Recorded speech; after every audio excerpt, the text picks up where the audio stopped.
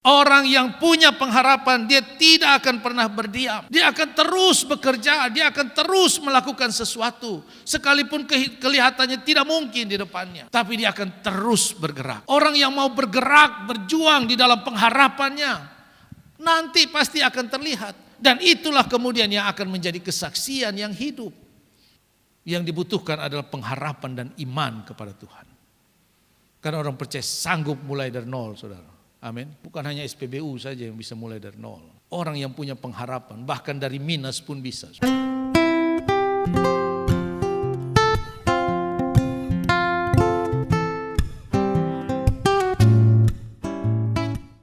Haleluya. Puji Tuhan. Selamat pagi. Salam sejahtera bagi kita semua dalam kasih Tuhan kita Yesus Kristus. Kembali kita bersyukur untuk kesempatan, kekuatan, kesehatan yang Tuhan berikan kepada setiap kita sehingga kita boleh kembali ada di dalam persekutuan ibadah kita kepada Tuhan. Pagi hari ini saya akan menyampaikan kebenaran firman Tuhan dengan tema pengharapan menggerakkan hati Tuhan. Mari kita membaca di dalam Pengkhotbah pasal yang ke-9 ayat yang ke-4. Kita Pengkhotbah pasal 9 ayat yang ke-4, demikian firman Tuhan. Tetapi siapa yang termasuk orang hidup mempunyai harapan. Karena anjing yang hidup lebih baik daripada singa yang mati. Haleluya. Selama orang masih hidup, masih ada nafas hidup. Harusnya masih ada harapan. Harusnya masih ada jalan. Harusnya masih ada sesuatu yang dapat dicapai, digapai di dalam koridor kehendak dan rencana Tuhan. Tapi pada kenyataannya memang seringkali kesulitan, tantangan, persoalan membuat orang menjadi capek, letih, menjadi kehilangan semangat dan akhirnya tidak sedikit yang kehilangan pengharapan. Ada perbedaan antara harapan dan keinginan, saudara. Kalau keinginan itu timbul dari ego kita. Untuk sekedar memuaskan hasrat kita. Sekedar mencapai apa yang kita dambakan, yang kita harapkan. Tetapi berharap itu adalah kerinduan terhadap apa yang akan Tuhan kerjakan. Harapan adalah kerinduan untuk sesuatu yang mau Tuhan kerjakan di dalam kehidupan kita. Bukan hanya sekedar apa yang mau kita capai. Bukan sekedar apa yang mau kita dapatkan. Berbeda, saudara. Keinginan adalah berharap kita dapat sesuatu. Tapi pengharapan adalah berharap bahwa Tuhan melakukan sesuatu dalam hidup kita. Keinginan bergantung pada kesanggupan kita. Tapi pengharapan itu bergantung kepada kesanggupan Allah. Seringkali orang sulit membedakan antara keinginan dan pengharapan. Kalau itu hanya sekedar keinginan, ketika keinginan itu tercapai, orang akan berhenti. Orang akan lemah, orang akan kecewa.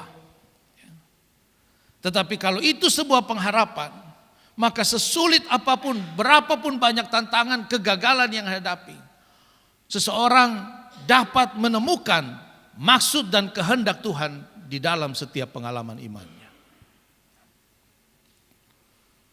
Orang-orang yang hanya sekedar sampai kepada keinginan adalah orang-orang yang gampang kecewa, saudara.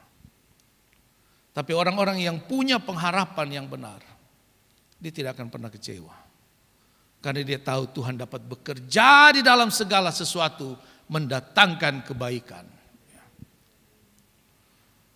Pengalaman-pengalaman iman yang kita hadapi saat ini atau yang akan kita hadapi ke depan, kita tidak pernah tahu, saudara, bagaimana menyelesaikannya. Kalau kita sungguh mau berharap sama Tuhan, kita tidak pernah tahu, saudara, jalannya seperti apa. Tapi mari, sekalipun kita tidak mengerti, mari kita terus ada di dalam pengharapan kita kepada Tuhan. Satu kisah di dalam 1 Samuel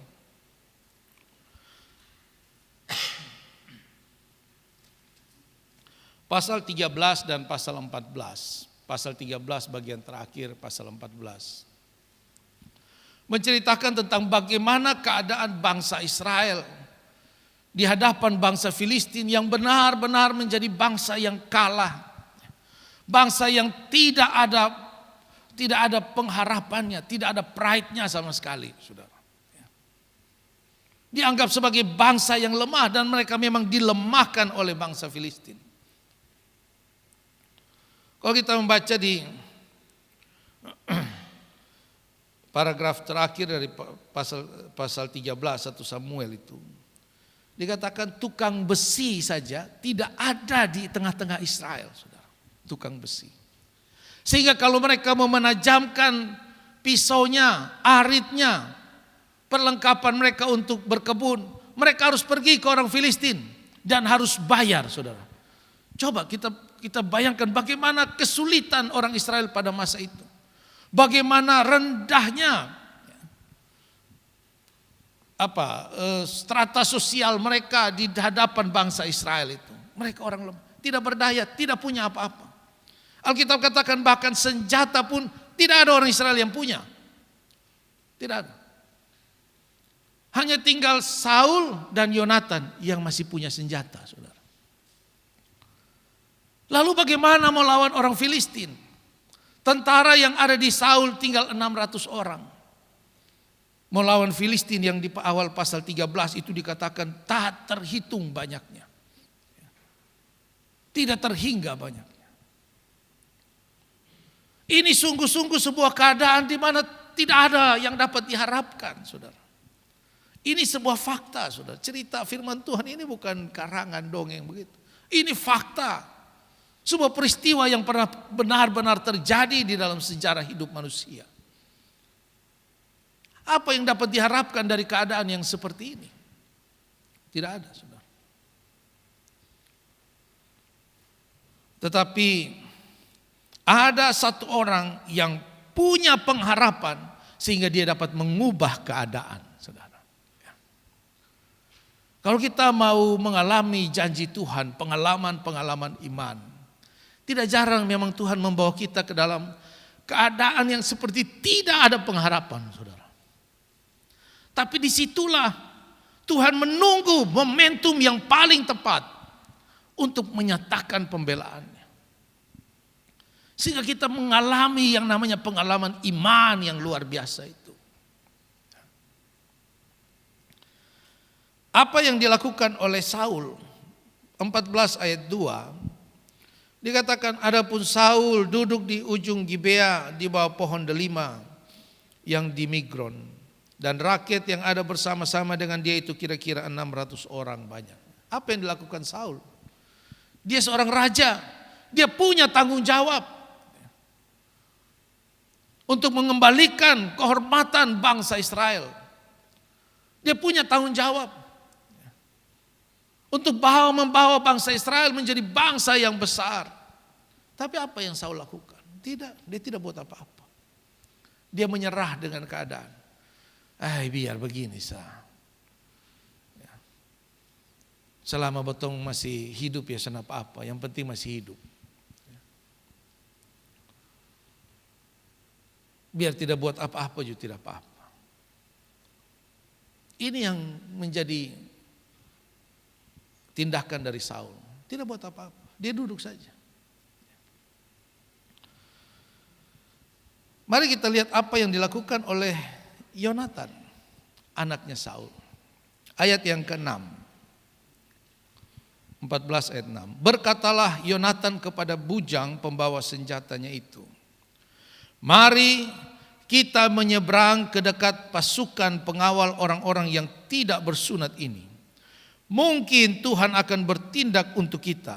Sebab bagi Tuhan tidak sukar untuk menolong, baik dengan banyak orang maupun dengan sedikit orang. Amin.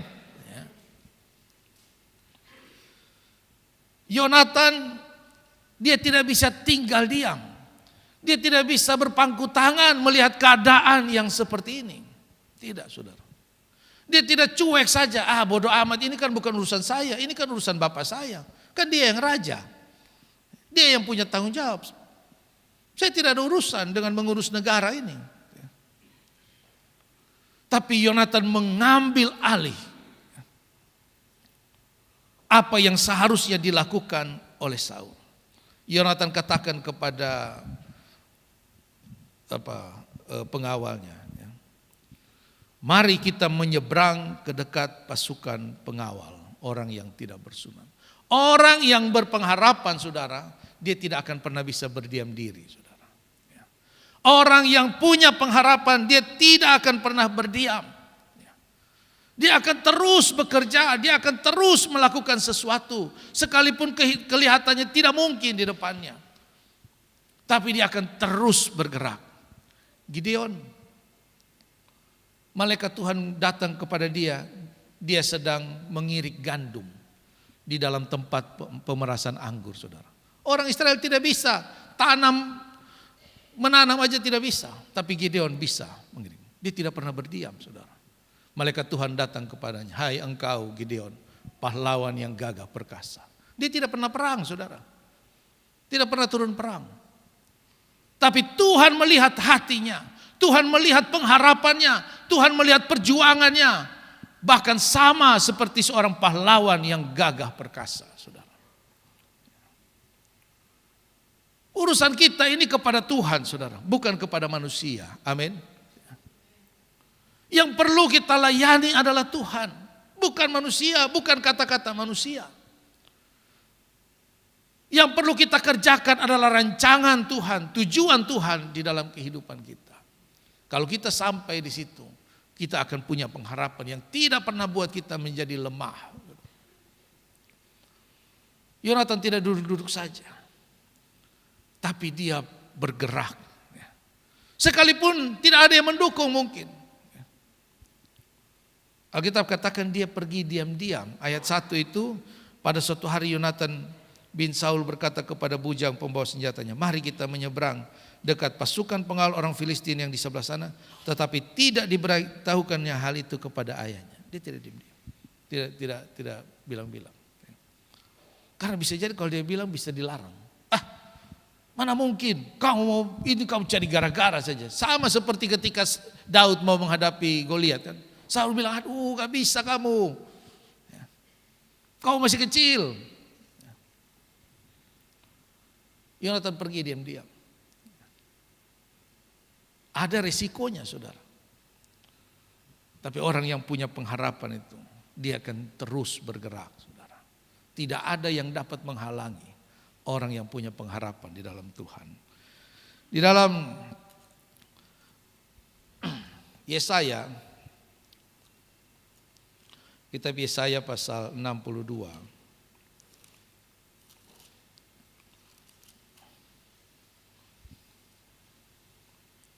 Yesaya pasal 62 ayat 1. Oleh karena Sion aku tidak dapat berdiam diri, dan oleh karena Yerusalem aku tidak akan tinggal tenang, sampai kebenarannya bersinar seperti cahaya dan keselamatannya menyala seperti suluh. Amin. Oleh karena Sion, oleh karena kota Allah itu, oleh karena kehendak Tuhan, karena kemuliaan Tuhan, karena rancangan Tuhan yang mulia dalam hidup kita, Yesaya katakan, aku tidak dapat berdiam diri. Sekalipun keadaan bangsa Israel bukan keadaan yang baik pada masa itu, saudara. Keadaan yang hampir sama, bahkan sama seperti keadaan yang dialami oleh orang Israel zaman Saul itu. Tapi apakah membuat Yesaya lalu aduh percuma mau khotbah ini, orang-orang tidak ada gunanya. Sama saja, tidak pernah bisa berubah. Tidak. Jadi saya katakan oleh karena Sion, aku tidak dapat berdiam diri. Sampai apa? Sampai kebenaran-kebenaran Tuhan itu nyata bagi kehidupan kita. Sampai janji-janji Tuhan itu benar-benar menjadi bagian pengalaman iman kita. Kita tidak pernah tahu sekali lagi saudara, apa yang akan kita hadapi. Tapi orang yang punya pengharapan itu punya energi rohani yang luar biasa. Yang akan terus membuat dia berharap, bekerja, berjuang. Bukan sampai dia mendapat posisi tertentu. Bukan sampai dia mendapat hal-hal yang berbau materi, tidak. Sampai kebenaran-kebenaran Allah itu menjadi bagian kehidupannya. Itulah pengharapan yang benar, saudara. Kembali di dalam ayat yang ke-6 pasal 14.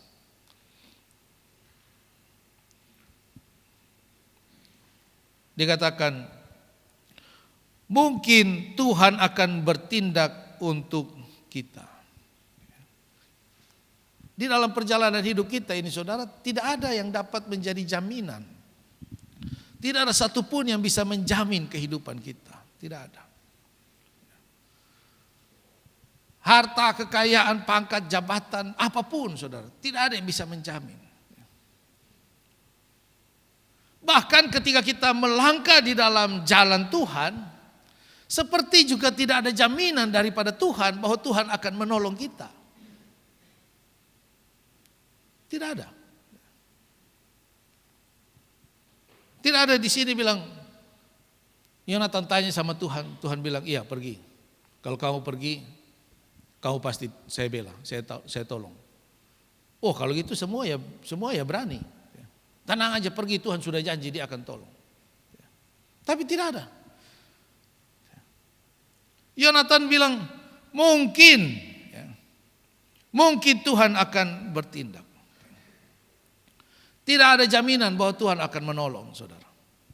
Tapi ada iman bahwa Tuhan sanggup menolong. Amin. Sadrak, Mesak dan Abednego katakan, kami tidak akan menyembah patung yang Tuhanku buat. Allah yang kami sembah sanggup melepaskan kami. Kalaupun dia tidak melepaskan. Nah ini.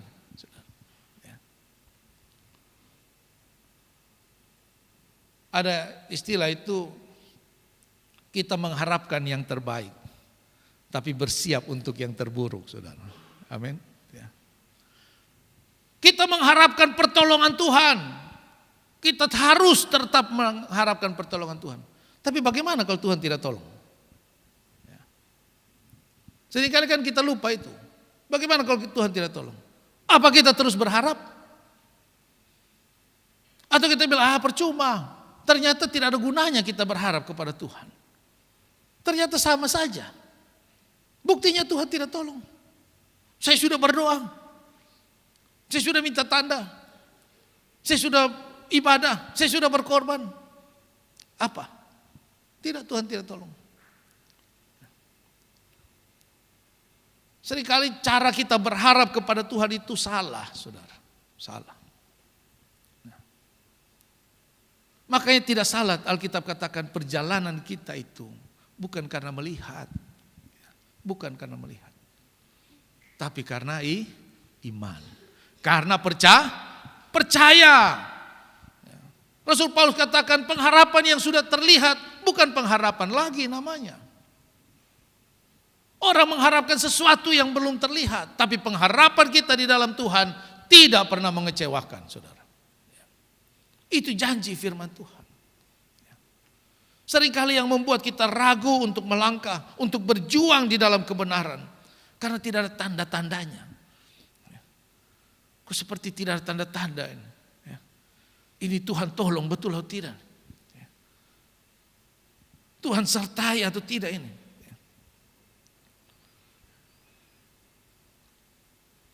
Ini seringkali menjadi penghalang, saudara. Kita Roma pasal 4 katakan, sekalipun tidak ada dasar untuk Abraham berharap kepada Tuhan. Tapi dia tetap berharap bahwa dia akan jadi bapa segala bangsa. Dan Tuhan memperhitungkan itu sebagai kebenaran. Saudara. Tidak ada dasar untuk berharap. Tuhan tidak memberikan jaminan di depan melangkah, saya akan bayar semuanya.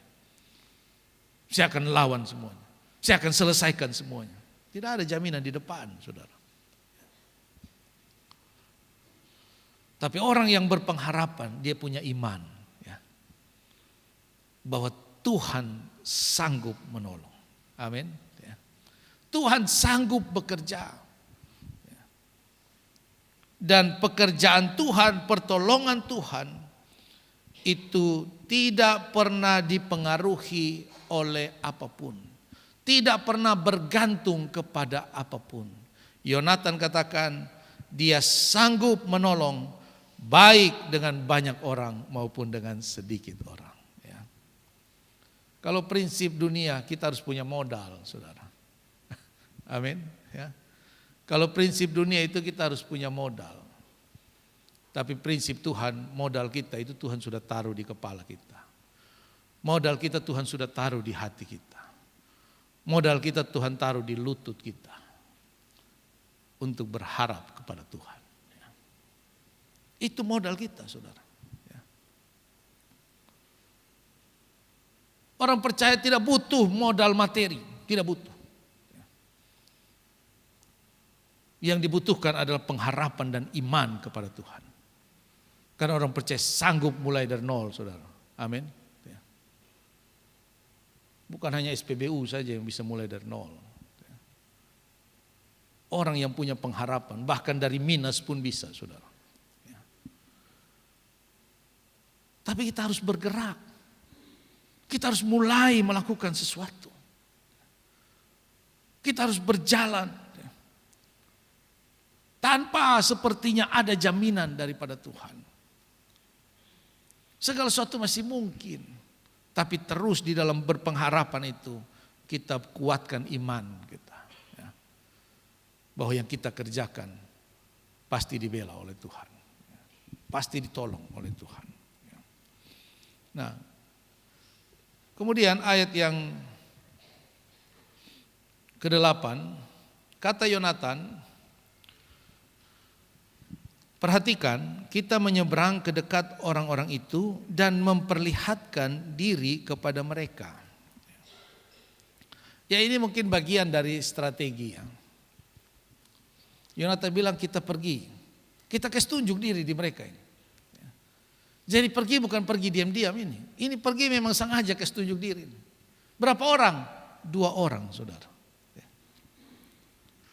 Biasa kalau kita pergi rame-rame, itu kita jalan buka dada itu. Ini rame ini. Tapi kalau pergi lawan satu pasukan, satu bangsa baru pergi 2 orang, ini siapa yang berani kasih tunjuk diri? Tapi Yonatan dia bilang tidak, kita pergi kasih tunjuk diri kita. Kalau mereka bilang tunggu, kita akan ke sana. Berarti kita diam saja. Tapi kalau mereka bilang datang sini, kita pergi. Saudara, orang yang punya pengharapan itu tidak pernah takut terekspos. Tidak pernah takut. Tidak pernah menutup diri. Tidak pernah berdiam diri. Tidak mau tidak terlihat. Orang yang tidak berpengharapan itu yang tidak mau terlihat itu. Orang tidak berpengharapan seringkali tidak mau terlibat. Biar bosong sah. Betul biar dulu diam-diam sah. Orang yang punya pengharapan dia tidak peduli. Apakah dirinya akan terekspos atau tidak. Apa yang dia lakukan diperhatikan orang atau tidak. Tapi dia akan terus bergerak. Itulah orang yang berpengharapan, saudara. Surat 2 Korintus katakan kita ini adalah surat yang terbuka. Yang dikenal dan dibaca oleh semua orang, saudara. Kalau kita kembali kepada Yesaya pasal 62 tadi.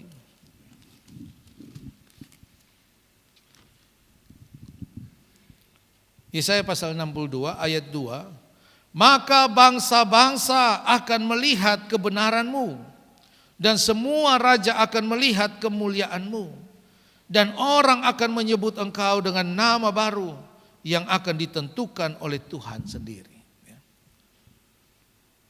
Orang yang mau bergerak, berjuang di dalam pengharapannya, nanti pasti akan terlihat. Dan itulah kemudian yang akan menjadi kesaksian yang hidup. Sehingga di ayat 2 katakan, maka bangsa-bangsa akan melihat kebenaranmu. Tujuan kita bukan untuk membanggakan diri, sengaja menampilkan diri kita, bukan saudara. Tapi mau tidak mau ketika kita berjuang di dalam kebenaran, pasti akan terlihat. Pasti akan terasa oleh orang lain. Entah mereka terima atau tidak terima. Tapi satu waktu nanti orang akan melihat, oh iya benar apa yang dilakukan. Itu menjadi kesaksian yang menguatkan saudara. Mereka akan menyaksikan perubahan, pemulihan dari kehidupan orang yang punya pengharapan itu. Bukan cuma berdiam diri, bukan menutup diri. Tapi mari kita membuka diri kita saudara. Membuka wawasan kita. Membuka hal-hal baru yang mau Tuhan berikan kepada kita. Yang mau Tuhan kerjakan di dalam kehidupan kita. Yonatan tidak takut terlihat. Bahkan dia sengaja menampilkan dirinya.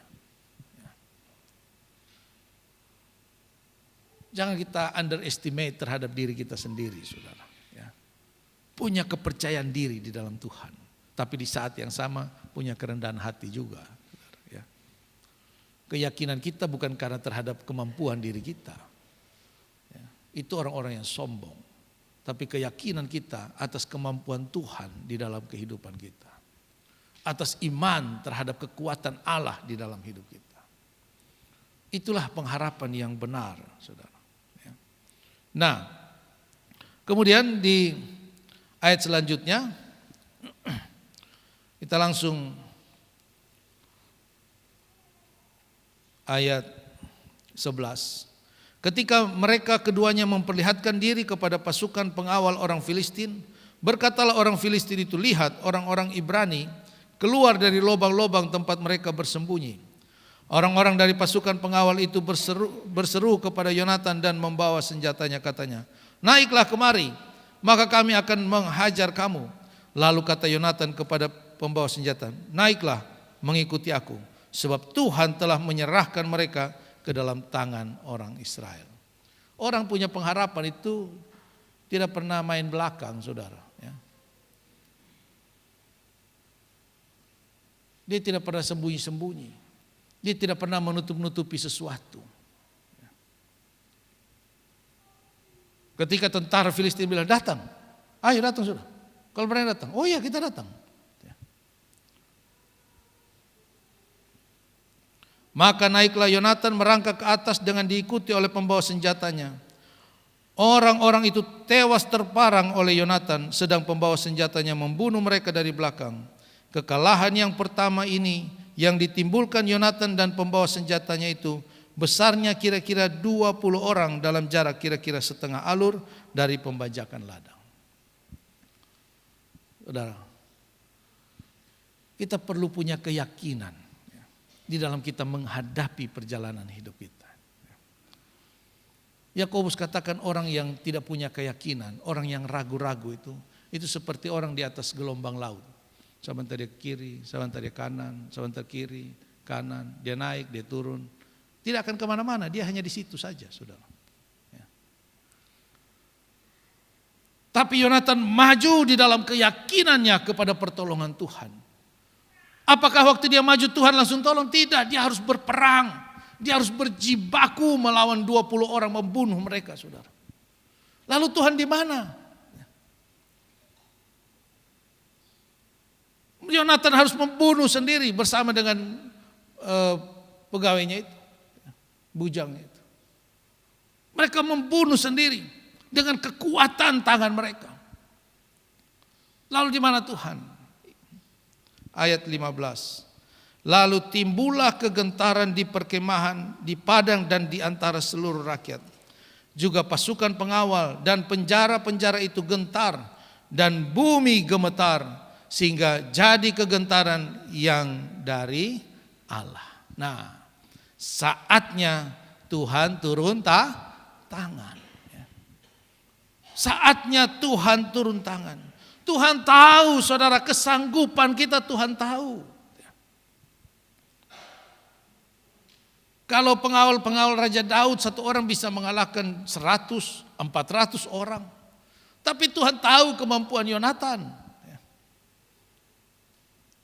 Dan di saatnya Tuhan datang menyatakan pertolongannya, saudara. Tuhan tahu kesanggupan setiap kita, saudara. Tapi seringkali kita terlalu cepat berhenti. Seringkali kita terlalu cepat menyerah. Bapak Ibu Saudara sekalian, kalau selalu Tuhan menolong kita sebelum waktunya, kita akan jadi anak-anak manja yang selalu salah dalam memahami Tuhan. Kenapa Tuhan seperti terlambat menolong kita? Karena belum waktunya. Tuhan tahu kita masih mampu. Tuhan tahu kita masih sanggup, saudara. Tuhan tidak pernah menolong sebelum waktunya. Hanya kitalah yang seringkali berhenti sebelum waktunya. Surat Korintus katakan pencobaan yang kamu alami itu tidak lebih berat dari apa yang harus kamu tanggung. Tuhan tahu. Tuhan tidak memberikan pencobaan lebih dari kemampuanmu. Dan Tuhan tahu kemampuan setiap kita masing-masing, saudara. Dia yang membentuk kita. Dia yang menjadikan kita. Dia yang mendesain, dia yang merancang otak kita, hati kita, perasaan kita, mental kita, batin kita.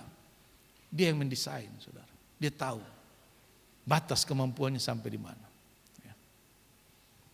Orang yang merancang sebuah benda, dia yang tahu sampai di mana kekuatan benda itu. Dia yang lebih tahu.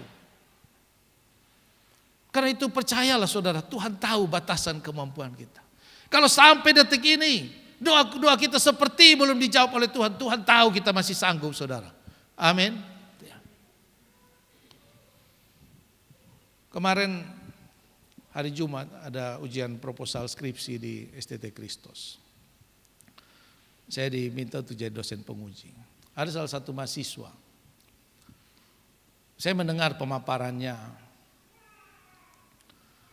metodologinya, sistematika penulisannya. 15 menit apa 20 menit dia sampaikan. Setelah itu saya bilang, setelah saya mendengar apa yang kamu sampaikan, bagaimana kamu menyusun sistematika penulisan dan metodologi penelitianmu, bagi saya tidak pantas kamu menulis hal seremeh ini. Kamu ganti judul. Kamu bisa menulis lebih baik dari ini. Kamu bisa menulis yang lebih baik, jauh lebih baik dari sekedar tulisan seperti ini. Waduh Pak, tapi kan waktunya tinggal 3 bulan, terserah kamu lah. Pokoknya bagi saya kamu harus ganti judul. Kadang-kadang kita mengambil, cukup segini sajalah. Begini sesuai. Begini juga kita hidup baik. Tidak mau berjuang untuk mencapai apa yang Tuhan mau untuk kita lakukan, saudara. Percayalah, ada waktu di mana Tuhan akan turun tangan, saudara. Ada waktunya. Tapi kalau sampai saat-saat ini, detik-detik ini, kita seperti masih terus harus berjuang. Percayalah, Tuhan tahu kemampuan kita. Tuhan tahu batas kemampuan kita. Anjing yang hidup lebih baik daripada singa yang mati. Singa dengan segala kebesarannya, reputasinya yang luar biasa, kekuatan kegagahannya, tidak ada artinya kalau sudah mati, saudara. Tapi anjing yang lemah kalau dibandingkan dengan singa itu jauh lebih berharga, lebih berarti. Masih banyak yang dapat dia lakukan walaupun hal-hal yang kecil tidak sebesar yang singa lakukan. Tapi itu lebih berharga. Alkitab katakan buluh yang terkulai tidak akan dipatahkannya. Tuhan saja berharap, masih menaruh harap atas hidup kita. Jangan sampai kita kehilangan pengharapan kepada Tuhan, saudara. Sumbu yang mulai pudar jalannya, tidak akan pernah dia matikan, saudara. Ya.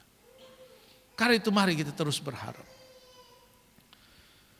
Sesulit apapun tantangan di depan kita, mari kita hadapi dengan pengharapan dan iman yang teguh kepada Allah Immanuel, Allah yang tidak pernah meninggalkan kita. Puji Tuhan, demikianlah firman Tuhan.